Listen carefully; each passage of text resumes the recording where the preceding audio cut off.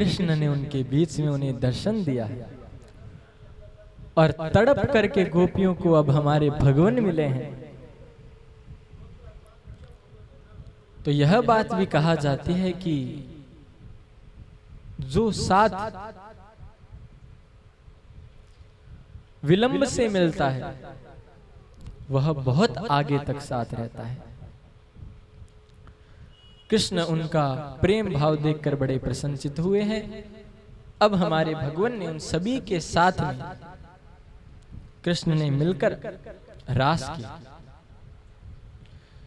जितनी गोपियां उनसे अधिक मेरे भगवान हो गए। अब जो रास है उसमें प्रेम की अधिकता और बढ़ गई। अब प्रेम और ज्यादा हो गया क्योंकि तड़पन के बाद मिला है। कृष्ण जान गए, राधे जान गए कि इनको हमारी कितनी तड़प थी या इनको हमारी कितनी जरूरत थी। राधे कृष्ण एक ही रूप है ऐसे दोनों। वो तो हमारे कान्हा जी ने लीला की है सारी केवल। तो वर्णन आता है कि काम वहां पर अपने सभी तीर लेकर आ गए। कहा जब स्त्री और पुरुष का मिलन होता है तो वहां सबसे पहले काम जागृत होता है। तो काम वहां पर आ गया। कृष्ण ने कहा यहां से तुम लौट जाओ, यहां तुम्हारा कुछ भी नहीं होने वाला।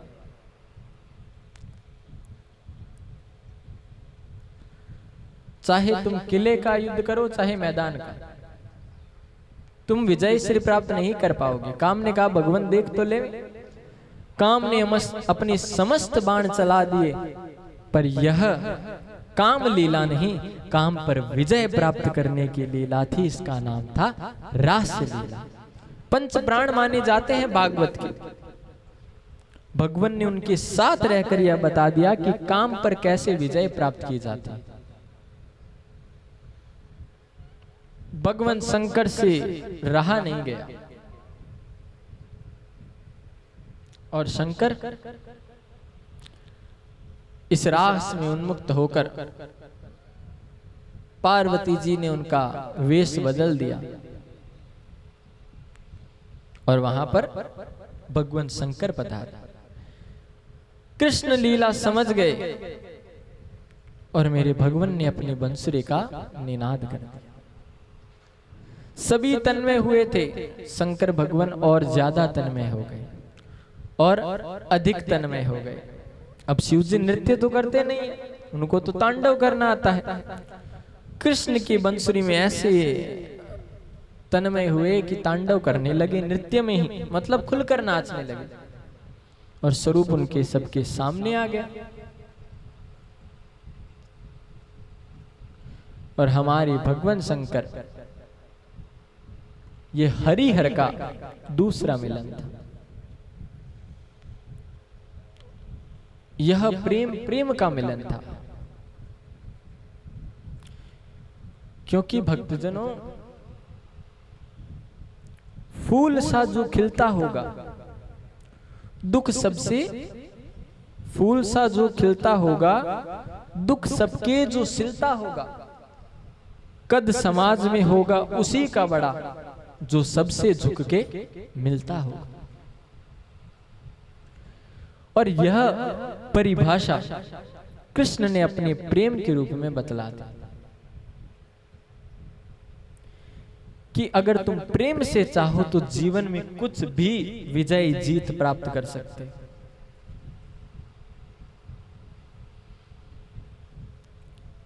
और हमारे भगवान ने सुंदर रास प्रसंग हमने सुना। परीक्षित ने कहा भगवान ये क्या अच्छे पुरुष के लक्षण है? ये तो कामी पुरुष के लक्षण लगते हैं। सुखदेव ने कहा परीक्षित मुझे पता था कलयुग का वास है तो लोगों की भी बुद्धि यही होगी, लोग भी यही सोचेंगे, लोग भी यही विचार करेंगे, उनकी भी मनस्मृति यही होगी।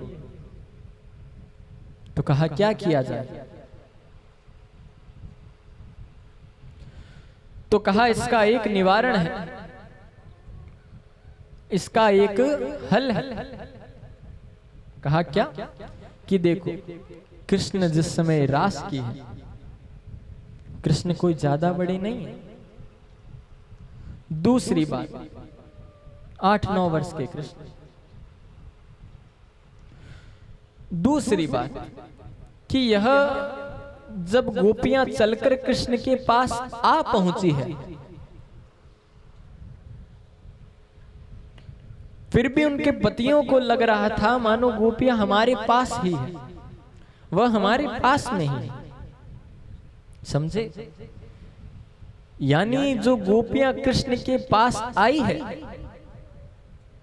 वह कौन है? फिर जब भगवान ने वामन अवतार लिया तो बलि के यहाँ पर जो कन्याएं थी उन्होंने सोचा काश ऐसे वर हमें पति रूप में मिलता।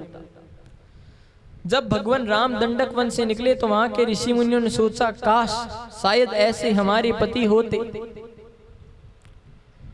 जब भगवान ने कच्छप अवतार लिया, मंदराचल पर्वत अंदर जाने लगा, धंसने लगा, तो भगवान ने कच्छप अवतार लिया। तो कुछ कच्छप कन्याओं ने ये सोचा कि काश ऐसे हमारे पति होते। वेदों के जो मंत्र है, कर्म कांड में 80,000 मंत्र है, ज्ञान कांड में 4,000 और उपासना कांड में लगभग 16,000 मंत्र है। वह सभी के सभी गोपियां बनकर आई। उप समीपे आसनम इति उपासनम, परमात्मा के समीप जाने की जो उपासना है वही उपासना, या परमात्मा के समीप जाने का जो मार्ग है वह उपासना है। उप समीपे आसनम इति उपासनम।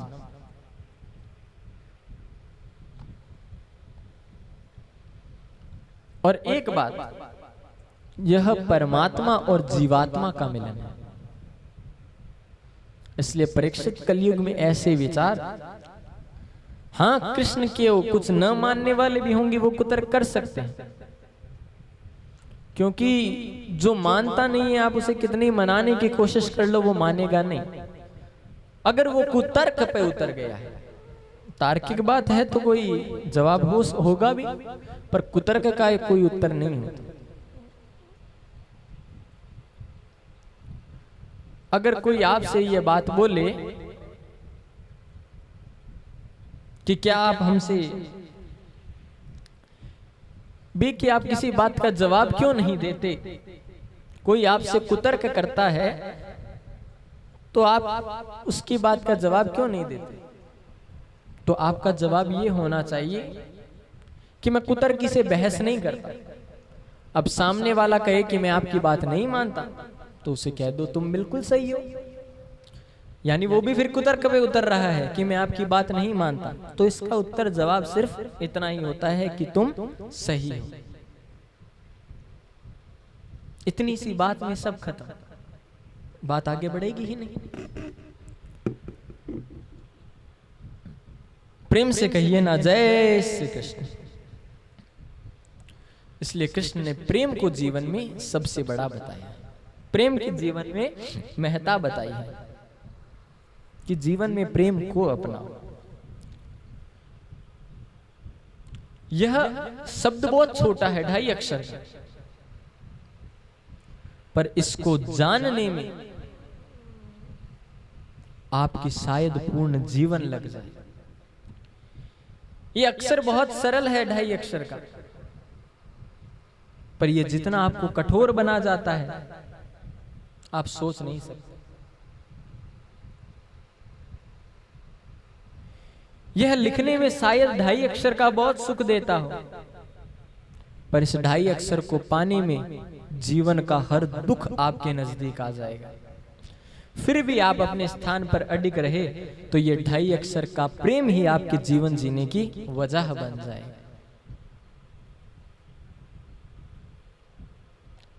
और हमारे भगवान ऐसी सुंदर यह लीला करते हैं। दुर्गा देवी जी के मंदिर में आज सबने अनुष्ठान किया है, वहां गए, नंद बाबा का पैर एक अजगर ने पकड़ लिया। भगवान के चरण का स्पर्श पाते ही वह अपनी योनि से मुक्त हो गए। नारद जी सोचने लगे कि भगवान जिस काम के लिए गए थे वो काम हुआ नहीं, 11 वर्ष हो चुके हैं,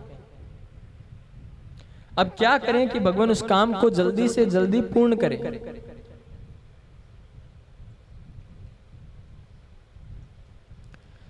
तो नारद जी आए आकर कंस के पास आए हैं। कंस ने प्रणाम किया है, कहा देवर्षि कैसे पधारे? कहा क्या कैसे पधारे, आज 11 वर्ष पूर्ण हुए हैं, तुम अभी तक उस कृष्ण को बुला न पाए, उसका अंत कब करोगे? कंस ने कहा भगवान कितने ही असुर भेजे, पूतना, सक्तासुर, अग्गासुर, व्योमासुर, अरिष्टासुर, धेनकासुर, बक्कासुर, बक्कासुर, वत्सासुर, जाते सब हैं, आता कोई है ही नहीं, मैं क्या करूं?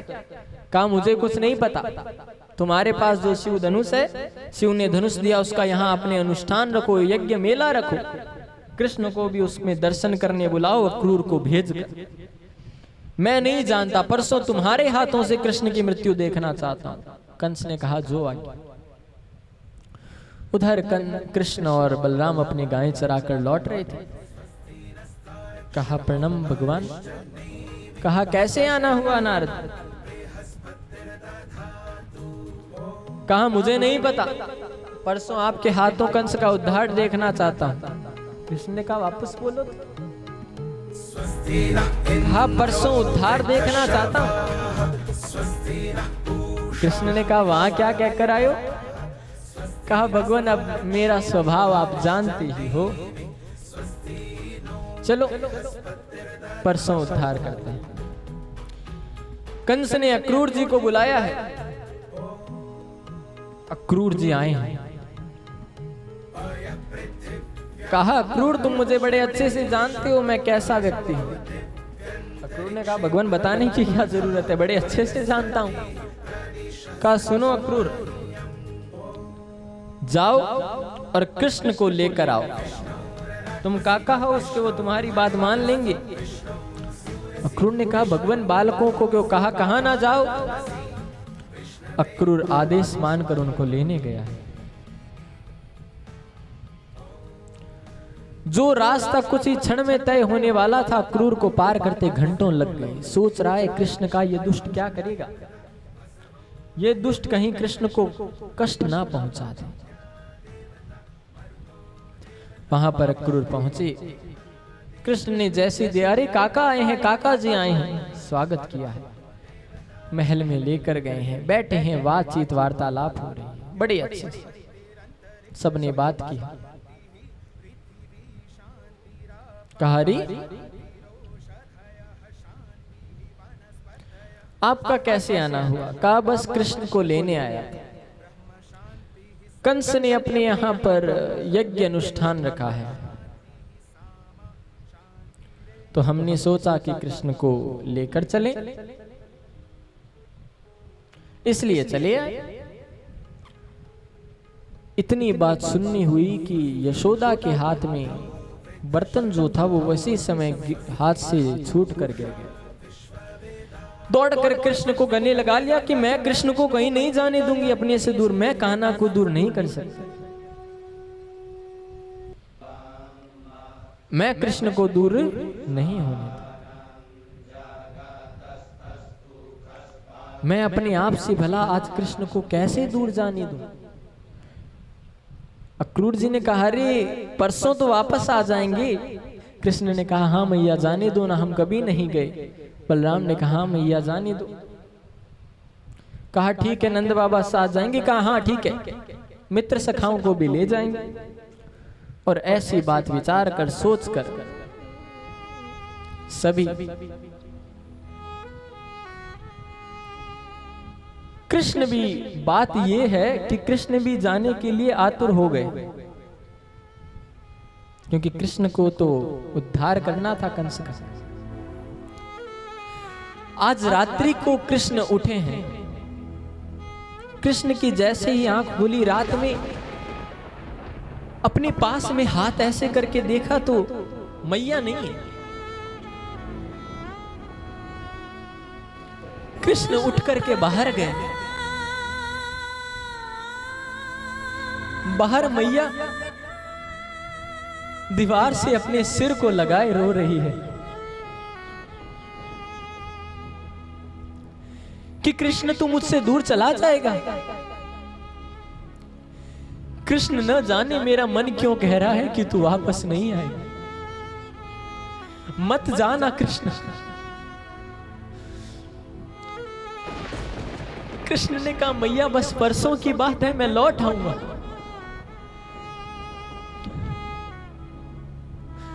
मां की गोद में कृष्ण सो गए और कृष्ण भी रो रहे हैं, क्योंकि कृष्ण जानते हैं कि मैं वापस नहीं आ पाऊंगा।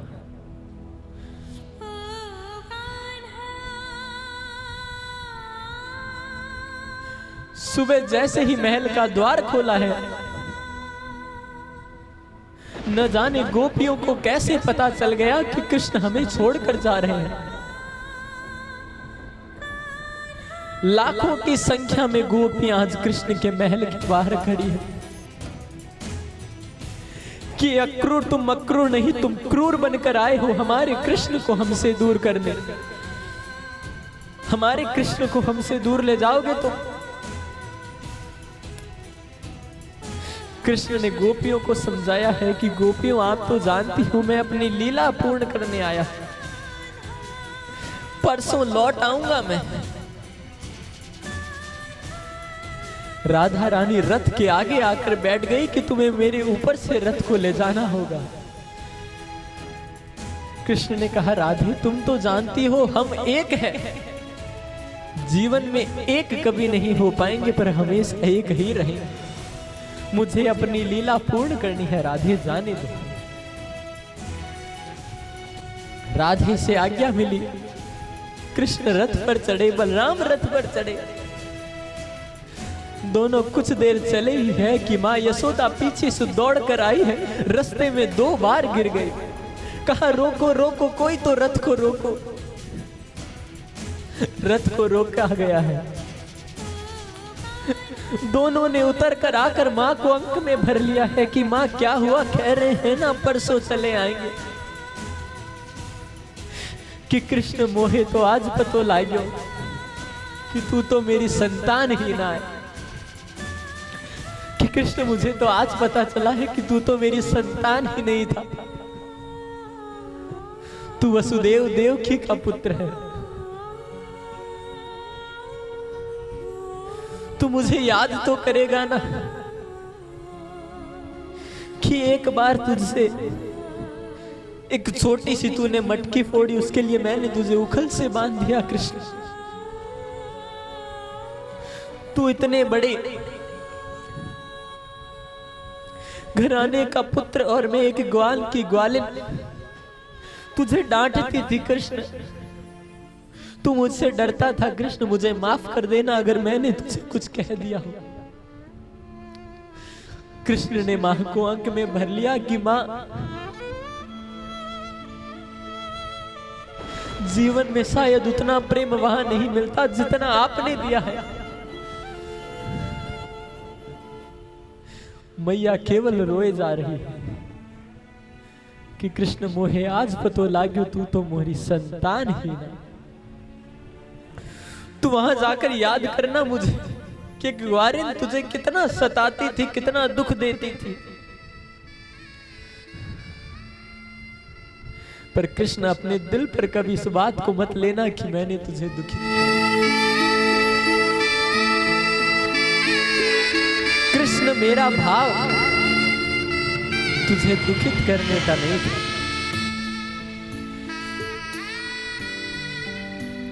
कृष्ण बलराम को अंक में भरकर मां सिर्फ रोए जा रही है।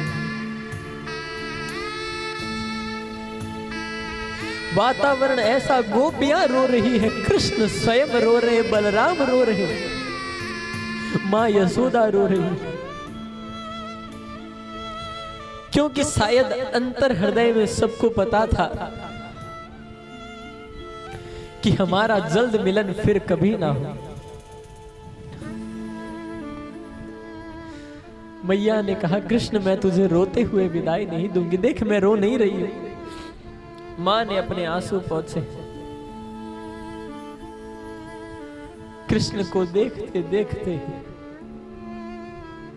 केवल मां फिर भी अपने आंसुओं को मैया ने नेत्र में रोक लिया कि मैं कृष्ण को विदाई देते समय नहीं रोऊंगी।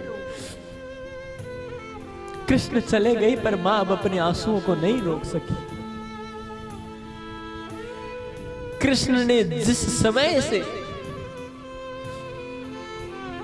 वहां की सीमा पार की है। क्या गोपियां, क्या ग्वाले, क्या यशोदा सिर्फ रोते हैं, क्योंकि दूर कृष्ण आज ही हुए हैं वास्तविक। ऐसे कृष्ण का कह के गए कि हम परसों चले आएंगे, पर अंत हृदय में सब जानते हैं कि जल्द मिलन, ये शायद मिलन फिर से जल्द ना हो, क्योंकि कृष्ण से हम इतने पास से बिछड़े। मथुरा में सभी प्रवेश कर गए। कंस ने सबको मना कर दिया था कि कोई उनका स्वागत नहीं करेगा।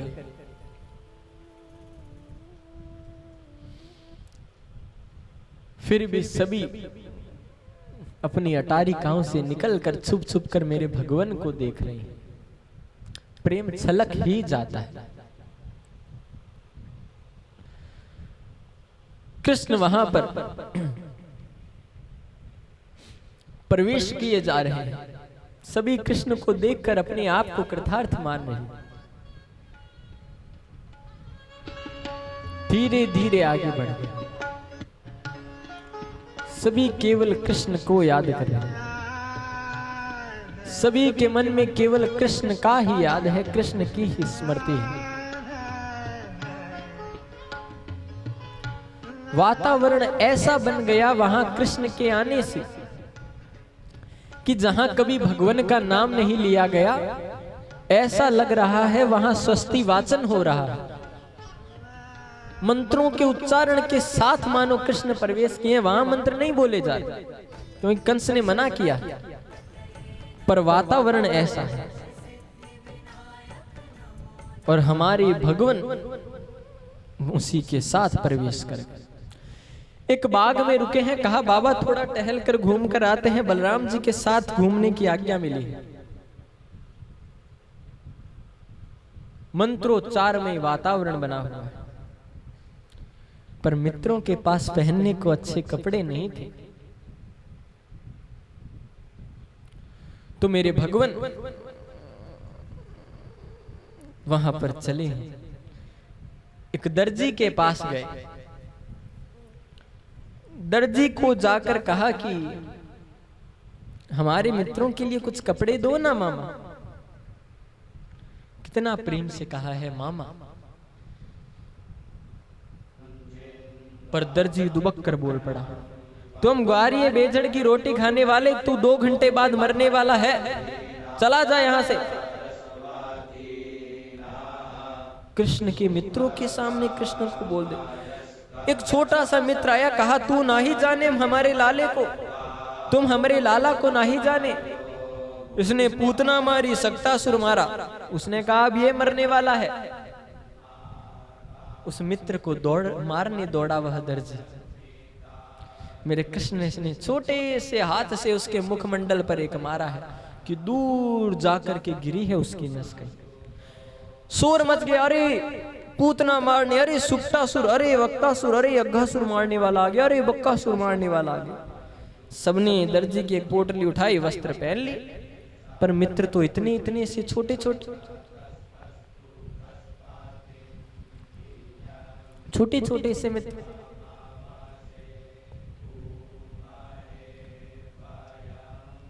कृष्ण उनको लेकर भगवान ने यह लीला की। पहले कृष्ण ने धोबी का उद्धार किया,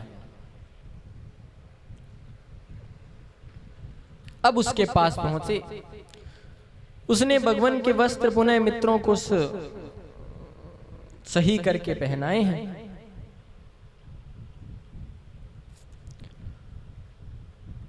और फिर भगवान ने उसे खुश रहने की बात कही। आगे भगवान पुनः गए। श्रीदाम नाम की माली ने भगवान को माला पहनाई है। सभी चल रहे हैं तैयार होके, बस मस्तक पर अब कमी है। किसकी? चंदन की। सामने से आ रही थी एक झुकी हुई सी औरत। जिसकी कमर 3 जगह से मानो टेढ़ी है, उसका नाम था त्रिवका। वह आगे बढ़ी तो भगवान ने कहा, रे सुंदरी सुनो। अब कोई बदसूरत आदमी को या बोले सुंदर तो या तो वो चिढ़ेगा, पर उसको इतने प्रेम से बोला मेरे कृष्ण ने, अरे सुंदरी, वो रुक गई। कहा, तुम्हारा परिचय? कहा, मेरा नाम तो सैरेंद्री है, पर लोग मुझे कमर 3 जगह से टेढ़ी है शरीर मेरा, तो मुझे त्रिवका या कुब्जा कहते हैं। कहा, हमें थोड़ा चंदन लगा दो कि कहा, मेरे हाथ का चंदन घिसा हुआ कंस को बड़ा पसंद है, आप कहते हो मैं आपको लगा देती हूँ। उसने ये चंदन लिया, भगवान के सभी मित्रों को लगाया, बलराम जी को लगाया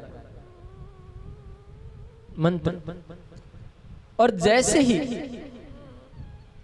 भगवान को लगाने गई,